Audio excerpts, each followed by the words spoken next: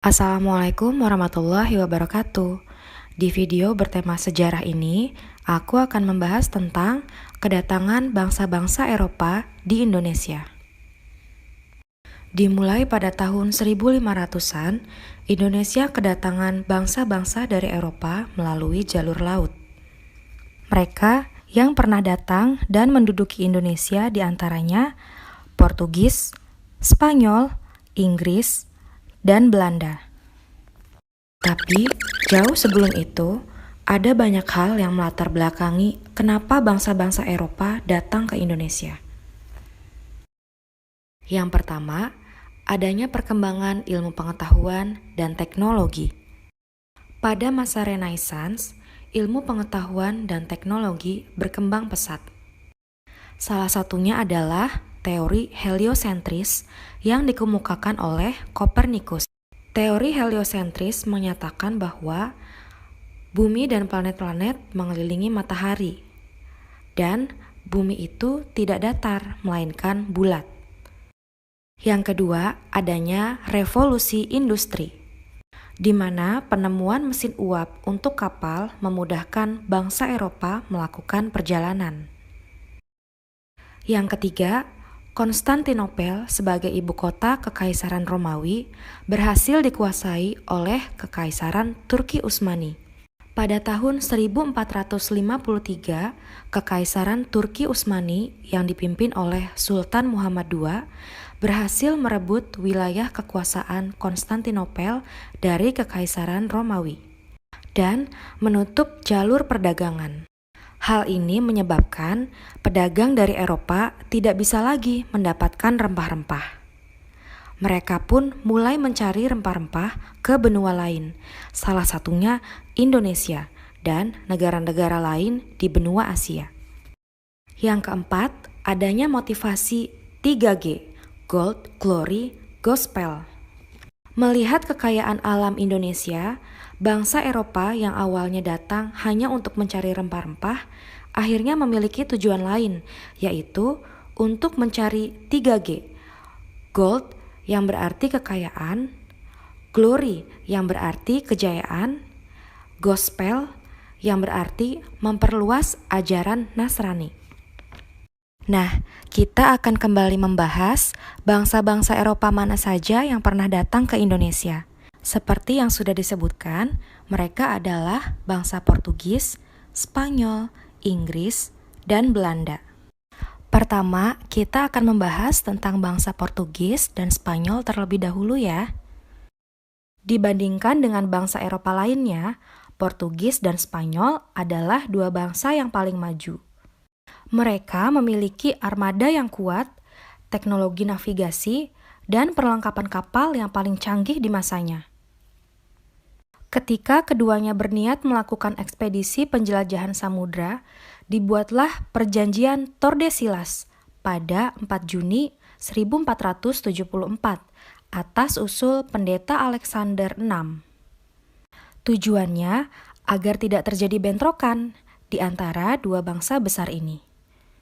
Isi perjanjian Tordesillas adalah pembagian arah pelayaran, di mana Portugis memiliki hak untuk berdagang dan berlayar ke arah timur, dan Spanyol memiliki hak untuk berdagang dan berlayar ke arah barat. Portugis mulai melakukan ekspedisi pada tahun 1487 ke arah timur. Kemudian, mereka sampai di Maluku, tepatnya di Ternate, pada tahun 1512. Kedatangan mereka disambut baik oleh kerajaan Ternate, karena Ternate membutuhkan bantuan Portugis untuk melawan kerajaan Tidore. Ternate pun mengizinkan Portugis untuk membangun sebuah benteng bernama Benteng Sao Paulo. Sedangkan Spanyol memulai ekspedisinya pada tahun 1492 ke arah barat. Kemudian, mereka sampai di Filipina pada tahun 1521. Kedatangan mereka disambut baik, namun Fernando de Magellan yang saat itu memimpin ekspedisi terbunuh karena terjadi peperangan di Filipina. Mereka pun memutuskan untuk melanjutkan perjalanan, dan sampailah mereka di Maluku, tepatnya di Tidore. Kedatangan bangsa Spanyol disambut baik oleh masyarakat Tidore. Mereka yang tengah berselisih dengan Ternate menjadikan Spanyol sebagai sekutu untuk mengalahkan Ternate. Kedatangan Spanyol menjadi ancaman bagi Portugis, sebab saat itu Portugis sudah berhasil memonopoli perdagangan di Maluku. Portugis dan Spanyol pun bersaing dengan memanfaatkan permusuhan kerajaan lokal. Selain itu, Portugis dan Spanyol saling tuduh mengenai perebutan rute perjalanan yang sebelumnya sudah disepakati melalui perjanjian Tordesillas. Perseteruan terus berlanjut hingga pada tahun 1529 perseteruan tersebut diselesaikan dengan diadakannya perjanjian Saragossa. Isi perjanjian Saragossa adalah pembagian bumi menjadi dua pengaruh dan kekuasaan, di mana bangsa Portugis memiliki wilayah kekuasaan dari Brazil ke arah timur sampai dengan Kepulauan Maluku, dan Spanyol memiliki wilayah kekuasaan dari Meksiko ke arah barat sampai dengan Kepulauan Filipina. Karena perjanjian Saragossa inilah teori heliosentris milik Kopernikus dibenarkan, bahwa bumi itu bulat, bukan datar. Bangsa Eropa yang ketiga adalah Inggris. Inggris melakukan perjalanan samudra pada tahun 1577. Inggris mengikuti rute perjalanan Spanyol ke arah barat dan tiba di Ternate pada tahun 1579. Bangsa Inggris memborong rempah-rempah dari masyarakat Maluku. Kemudian, Inggris kembali melakukan ekspedisi yang kedua.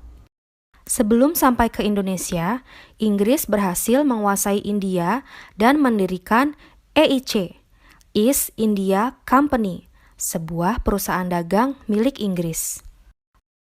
Pada tahun 1628, Inggris sampai di Indonesia dan berhasil menjalin kerjasama yang baik dengan Kerajaan Banten.